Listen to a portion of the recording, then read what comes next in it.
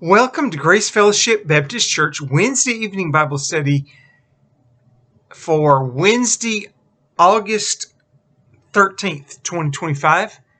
We are in the book of 2 Chronicles, chapter 9. Let's start in verse 1. When the Queen of Sheba heard of Solomon's fame, she came to Jerusalem to test him with hard questions. Arriving with a great caravan with camels carrying spices, large quantities of gold, and precious stones, she came to Solomon and talked with him about all she had on her mind. Solomon answered all her questions. Nothing was too hard for him to explain to her.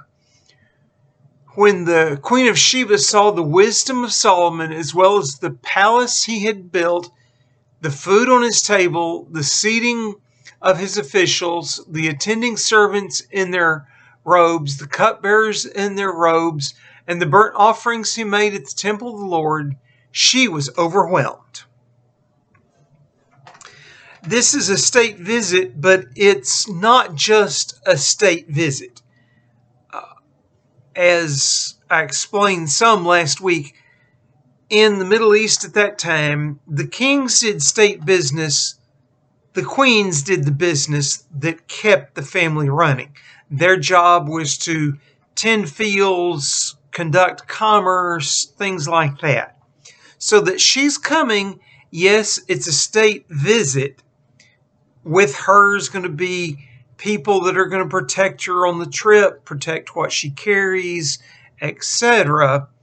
Her husband's not going to leave her unprotected. There's going to be soldiers. There's probably going to be important diplomats, etc., etc.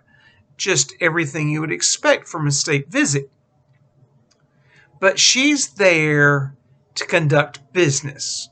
Yes, she's going to give him gifts, and because at that level, they're both wealthy, they're going to give gifts to each other to try to curry favor. But in the process, they're going to try to give gifts that are approximately equal in value. So they're making a trade. They're going to let the people that are with them meet with the equivalent people for the other kingdom who will make the trade negotiations and set up the business relationships they're going to have so that somebody can come in the future and the businessman from Sheba can come to Israel to conduct trade and then go home. The people from Israel can go to Sheba and conduct trade and come home, and everybody's fine. And they're going to tell each other about what's on the way, what tariffs you have to pay as you come and go, all that kind of thing. She is here for commerce. And we're going to see here in a little while that she actually makes a very profitable venture. Solomon is not that concerned with profit. He's already wealthy. He's already making lots of profit. He's wise in doing that kind of thing. And he's exceedingly wealthy, and he can show his wealth off. She's bringing some things that they can't get very easily. Sheba was on the southern end of what's now the Saudi Arabian Peninsula and what's part of Yemen, and they were a seafaring people that traded with, and they knew the Indian Ocean the way King Hiram and the Phoenicians knew the Mediterranean. They had mapped over to Southeast Asia. They knew about China. They had met people that had been to China, in Southeast Asia. They knew India and knew it well. They knew the eastern side of Africa, and we're not sure exactly when, but at a later point in time, Sheba got all the way to the southern end of Africa and knew it did not continue south. They could go west around the go south to the southern end of Africa and then go west, and there was a new ocean there. They knew that if you sailed too far south, you got into a very large body of water that had some different properties. And their seafarers did not trust traveling over open water. The construction they had and stuff, they just did not trust sailing across large bodies of water. They stayed near shore, and the Arctic Ocean was too far to cross. In one sense, the Indian Ocean was too far to cross. They did not know about the islands in the middle of the ocean. They did know about Sri Lanka,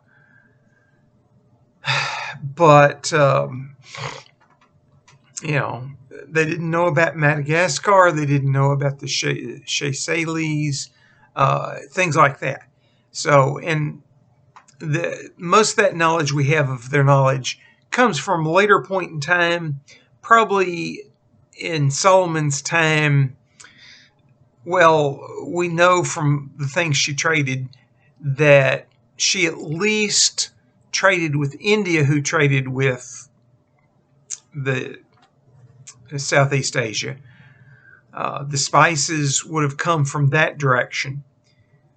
The gold probably came from Africa, down in Ethiopia and Sudan and that region.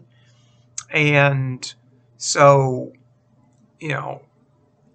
they were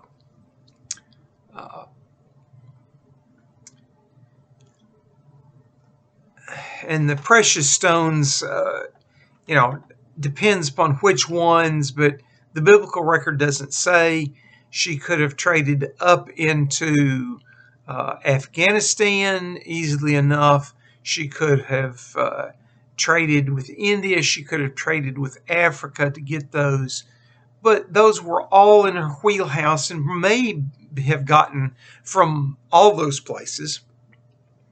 She came with camels, which means she probably came up through Saudi Arabia into the northern part of the Levant and back down south. Quite a land trip. There is the possibility that she took the short route and had her people sail to Edom or Egypt and then overland from there and brought camels with them.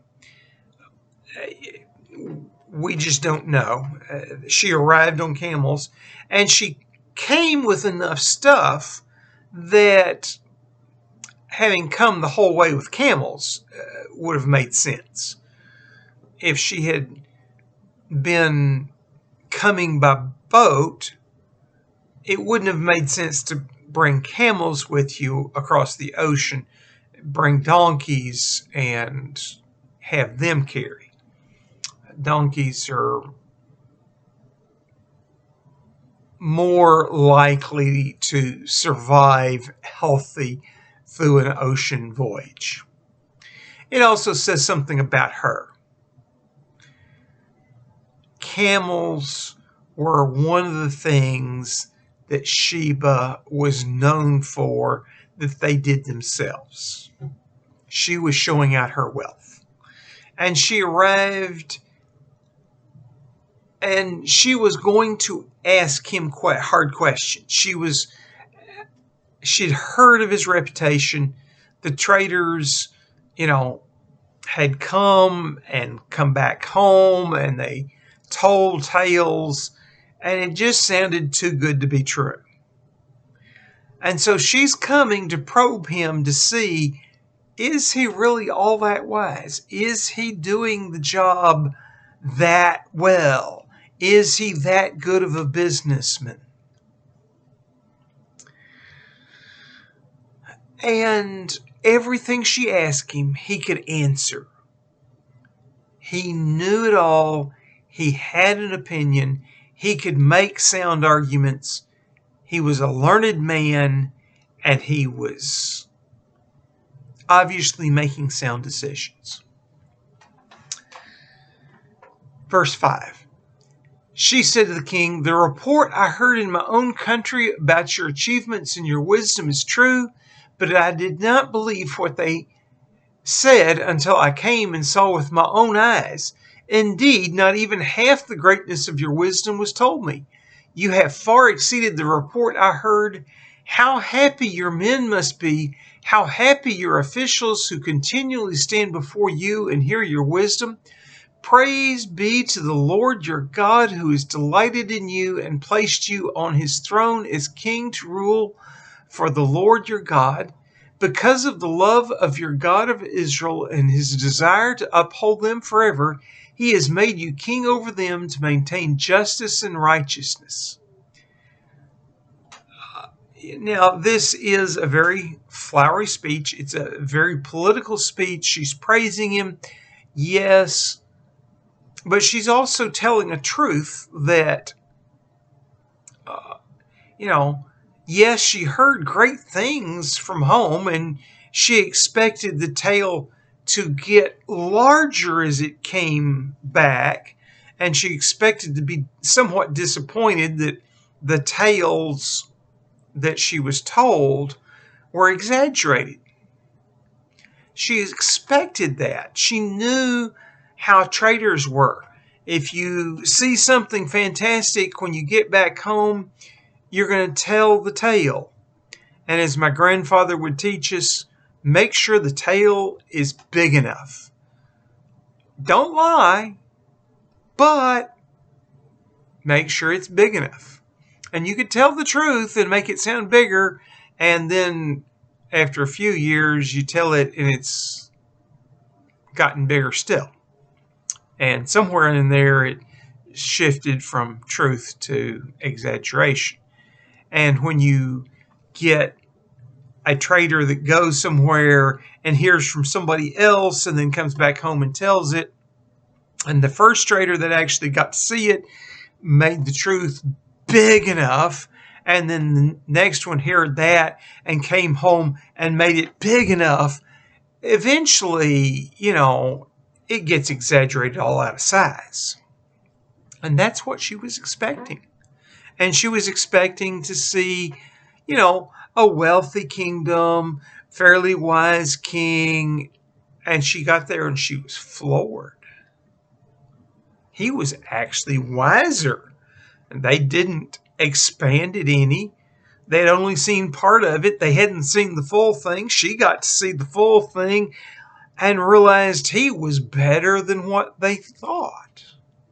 Or the traders thought, nobody will believe me if I tell the full truth. I'm just going to tell part of it or something, And now that may have been somewhat praising and building him up. She was somewhat wise in herself, but, buttering up the other guy sure helps with negotiations, doesn't it? She praises him for the wisdom he has and how things function. And, she makes the point, everybody around you should be happy to be able to hear that kind of wisdom and see it in action, and how he loved the country enough to make it prosper. Verse 9, then she gave the king 120 talents of gold, large quantities of spices and precious stones. There had never been such spices as those the Queen of Sheba gave to King Solomon. So she gave him gifts. 120 talents is about 4.5 tons of gold. So, a huge amount of gold for traveling across land being carried by camels. And she brought spices, which were probably more valuable per pound there in Israel than the gold was. And they weren't from Sheba. Sheba was normally the end of the line for spices. It would take another millennium before the trade network got spices reliably into the Middle East, and another few hundred years before the spice trade got all the way to Europe. The Romans knew of the spices, but they did not routinely get to Rome. And it was only at the end of the Middle Ages did Europe get spices, the spice route travel that far. During the Middle Ages, there were fits and starts of spices coming into Europe, but a reliable bringing of them. So in King Solomon's time, this was beyond the end of the road for spices. She brought something that was unheard of. Oh, they knew of spices. I mean, they grew, cumin and garlic and leek and, things like that. Fennel and some other, herbs and stuff. But there were spices they had never heard of that she brought, and in large quantities. They may have, seen traders that had a small amount of spice that they had bought at the other end of their travels and kept with them, and they were nearly using it up, and, but spices did not make it from Southeast Asia and southern India all the way to Israel. She brought them and in large quantities. And, she was expecting that would be just wealth beyond compare, because she was traveling that much further beyond where the spices had ever been before. And precious stones, pretty rocks are pretty rocks, and, everybody sees the beauty in them. And as long as you're not bringing them back to where they came from, they're very valuable. Well, she gave those nice gifts. But the writers then point out why Solomon does what he does. Verse 10, the men of Hiram and the men of Solomon brought gold from Ophir. They also brought algum wood and precious stones. The king used the algum wood to make steps for the temple of the Lord and for the royal palace, and to make harps and lyres for the musicians. Nothing like them had ever been seen in Judah. So they tell about his business acumen, how he engages in trade, and engages with trade with having as an ally in that trade, a business partner, an expert at trade, King Hiram's men.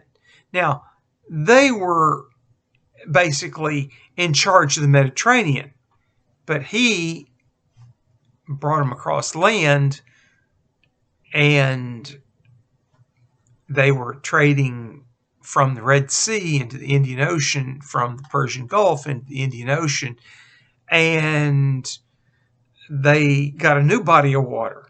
And King Solomon was the one that was nominally in charge of that, but he was using the expertise of Hiram and his men. So, he did useful things with the wood he brought. He built things in the temple. He built musical instruments, etc., etc. Verse 12. King Solomon gave the queen of Sheba all she desired and asked for. He gave her more than she brought to him. Then she left and returned with her retinue to her own country. So, he gave her everything she asked for. He could be generous. He could be extravagant. He piled it on and gave her more than she asked for. She was probably thinking, I'm asking for a fair trade. I've brought this. it's rare here. I'm going to ask for something that's of comparable value. And he says, sure, here's more. And he gives her more than she asked for because he was so wealthy, it didn't matter. He could be that kind of wealthy guy that showed out how wealthy he was. It was conspicuous consumption on the international stage. He could overpay for this stuff and afford it. It was nothing. And that's why that section about how he traded and he had the equivalent people to the Queen of Sheba's traders, but from the Mediterranean helping him, was important. Some of his wealth that he was giving back to her was from her puddle, not from the Mediterranean. Now, this passage is in 1 Kings chapter 10 in verses 1 through 13, and this is essentially a quote of that passage. In fact, a lot of it is exact quotes. In verse 11, there's slight wording changes. Said nothing like them had ever been seen in Judah in this section. In Kings, it mentions Israel, not Judah, and that is just simply the reflection of this was written from Babylon, looking back, and the kingdom of Judah was what they thought of themselves, not as the kingdom of Israel. So, minor wording changes, no change in theology, no change in fact, a lot of it, no change in wording, no change in meaning.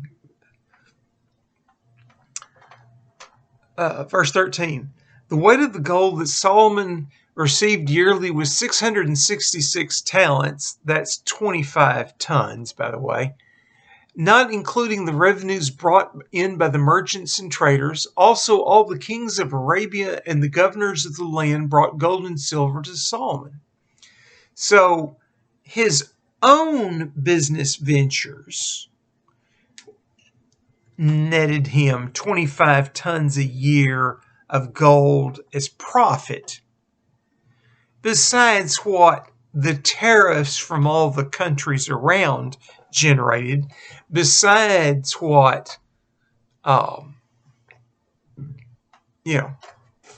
people brought him gifts. Verse 15, King Solomon made 200 large shields of hammered gold. 600 becquerels of hammered gold went into each shield. He also made 300 small shields of hammered gold with 300 becquerels of gold in each shield. The king put them in the palace of the forest of Lebanon. Now, King Solomon was probably wise enough to know that gold did not make a good shield. He knew he was making decorations. He knew he was making pretty things for his palace. There was a misunderstanding in the ancient world, and they thought that the more valuable the metal was commercially, the better the shield was. And you see that in Greek mythology. You hear about it in Egyptian mythology. The Romans had it in their mythology. However, by the Roman times, the Romans, being very practical people, didn't allow soft metals like silver and gold to be made into a shield. Now, you could decorate it with that, as long as you're willing to lose pieces of it on the battlefield as you use the shield. But the Romans started with bronze shields and eventually ended up with iron shields, and that's just the way it was. It was more practical, it was stronger, it did the job better.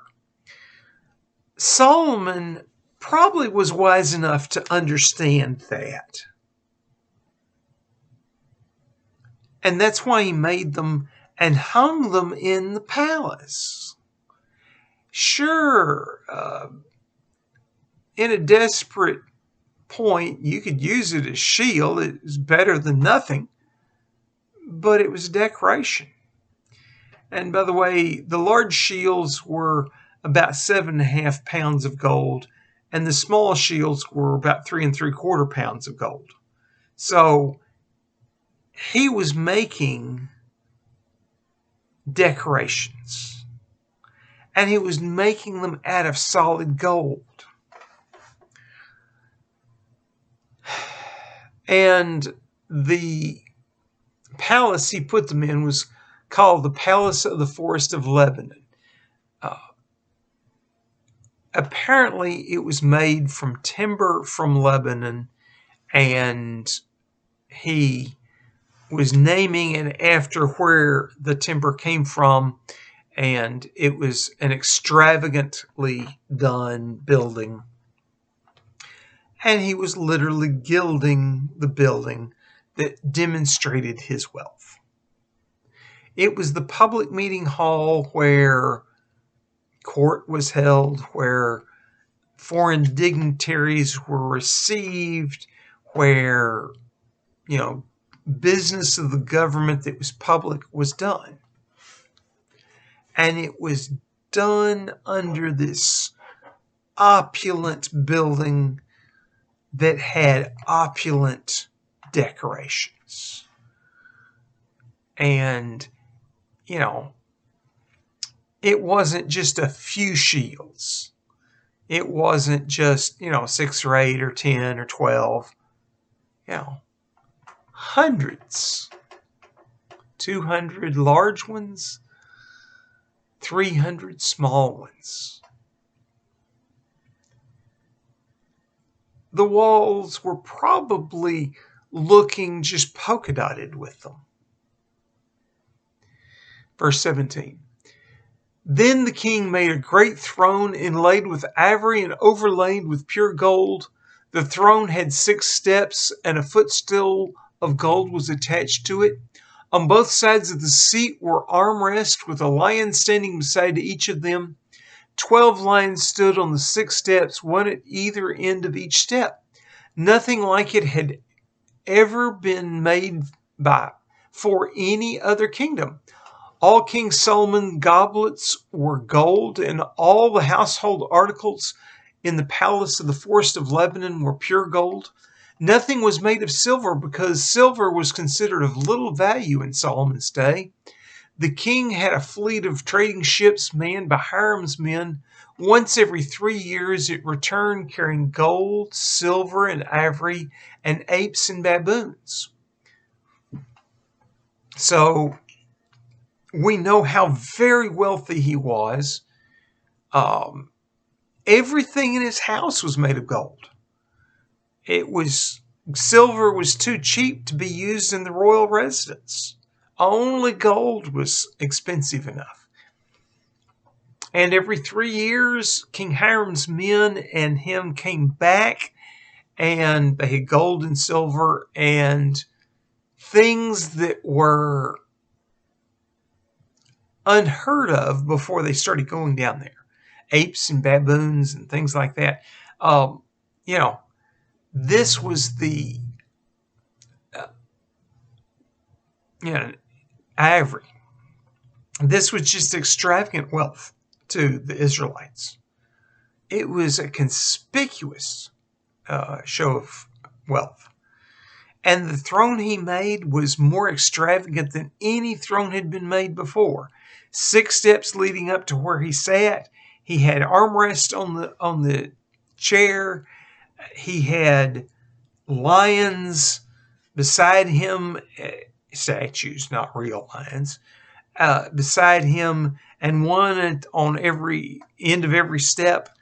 And it was made apparently of wood, but then ivory was inlaid on that. And then all that was topped with gold.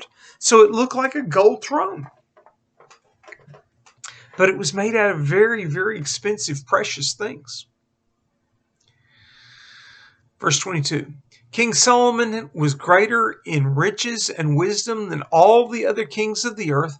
All the kings of the earth sought an audience with Solomon to hear wisdom God had put in his heart. Year after year, everyone who came brought a gift, articles of silver and gold and robes, weapons and spices and horses and mules. So everybody came to pay tribute to Solomon and brought him gifts, and he became even wealthier.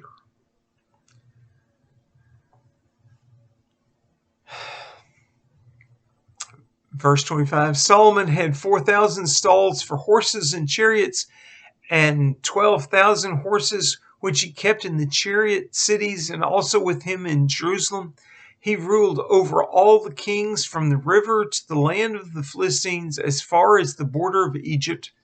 The king made silver as common in Jerusalem as stones, and cedar as plentiful as sycamore figs in the foothills. Solomon's horses were imported from Egypt and from all the other countries. And by the way, verse 13 through verse 28 are essentially an absolute quote of 1 Kings chapter 10, verses 14 through 29. Again, there are a few places where there's a word or two different, but it means the same thing. And by the way, I read here a minute ago, it said from the river to the border of the Philistines. The river, when it's mentioned in Scripture, is the Euphrates. So he ruled from the Euphrates all the way down to Egypt, to the border of the Philistines. The Philistines still had their little enclave. He did not finish conquering them, but they were done as a power. They would continue to eke out an existence till Nebuchadnezzar conquered them. And they had a brief period of independence after they overthrew the Medes and Persians, before Alexander the Great came through and wiped them out. And after Alexander the Great came through and conquered them, they were never a people again. And I realized the Palestinians today claim that their country goes back to the Philistines, and it was really Philistine territory, and the Israelites were the invaders, but no. If they have any Philistine blood in them, it's because somebody was out of the Philistine country and was refugees and mixed with somebody else's bloodlines and intermarried with the people that became the Arabs. They have ceased to be a people, and as far as history knows, ceased to exist. So it is a falsehood that the Palestinians have been in the Holy Land since before the Israelites. The only way you can make that a statement is if you look back no further than the 1800s. So, well, I guess you can look back all the way to the time of Muhammad, 1400s. They conquered the people that were in Palestine and killed them or shoved them out or assimilated them. But there were Jews there even then. The Jews had been there before. So, it doesn't work historically. The Palestinians are not the descendants of Philistines.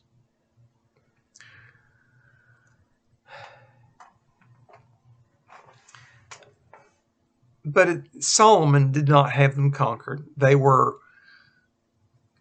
at various points in time, vassal states to Israel, but not completely conquered. And some of the cities never did fall under the sway of Israel.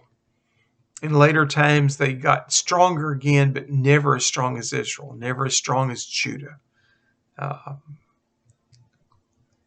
They did attack Judah when the Assyrians were attacking, and the Assyrians conquered them.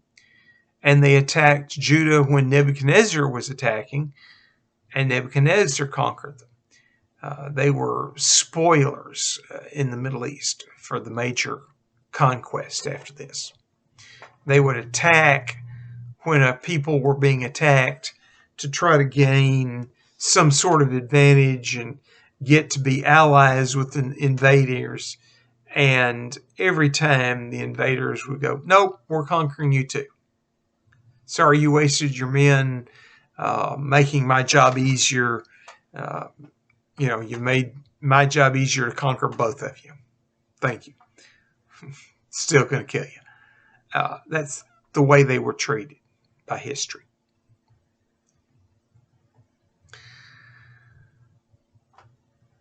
Verse 29. As for the other events of Solomon's reign from beginning to end, are they not written in the records of Nathan the prophet, in the prophets of Ahijah the Shilonite, and in the visions of Iddo the seer concerning Jeroboam son of Nebat? Solomon reigned in Jerusalem over all Israel 40 years. Then he rested with his fathers and was buried in the city of David his father. And Rehoboam his son succeeded him as king. These few verses are the same as 1 Kings 11, 41 through 43. And again, at the end of Solomon's reign, we get the source material that they used to write this. The thing is, this source material, if they used the exact same sources, they quoted them the same way as it was in 1 Kings, minor changes in word usage and stuff. It's very likely they were quoting 1 Kings, and this was quoting where in 1 Kings they quoted the same source material. But they may have had those source material themselves to double check 1 Kings. What this chapter, though, misses is it skips a big chunk of chapter 10 and chapter 11. It skips everything about Solomon and his women, how many women he had and where they came from, and how he was marrying foreign women and worshiping their gods. It skips that he had adversaries that God sent at him because he was worshiping those foreign gods. It skips the fact that Jeroboam son of Nebat rose up in rebellion and tried to overthrow King Solomon, and he got defeated, and Jeroboam son of Nebat ran to Egypt and didn't come back till Rehoboam became king. Good chunk of material there is skipped. These writers wanted to show that Solomon was the last righteous king for a long time. And they didn't want to deal with the fact that he was the one that introduced all of the idol worship to Israel. They were trying to show that he started the temple worship, and we, the remnants that are left, need to go back and rebuild the temple and reinstitute temple worship. They don't want to point out that he's also the guy that introduced all the foreign gods and brought them in and started the process of the decline that led 400 years later to them being conquered and taken into captivity.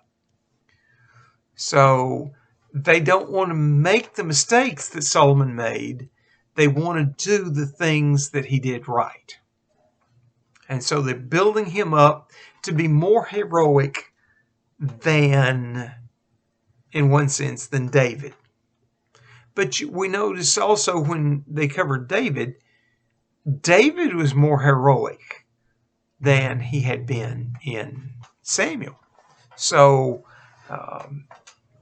the writers here are making the righteous kings appear more righteous and having done things better and leaving out the inconvenient parts. Holy Father, have us to be honest in our dealings, that we can see truly both the good and the bad and deal with them honestly, and see how you bless the good and condemn the bad. Lord, help us to be clear-minded. Have us to worship you. Have us to understand the wealth of this age is not what's important, but your kingdom and working for it. Lord, I ask that you bless Grace Fellowship Baptist Church, that we would lift you high, that you would draw all men to yourself. In your holy name, amen. I am your host, Frank Reich, Associate Pastor of Family Ministry at Grace Fellowship Baptist Church, and this has been the Wednesday Evening Bible Study for Wednesday, August 13th, 2025. It was recorded on Saturday, August 9th, 2025, and I had a very good day today.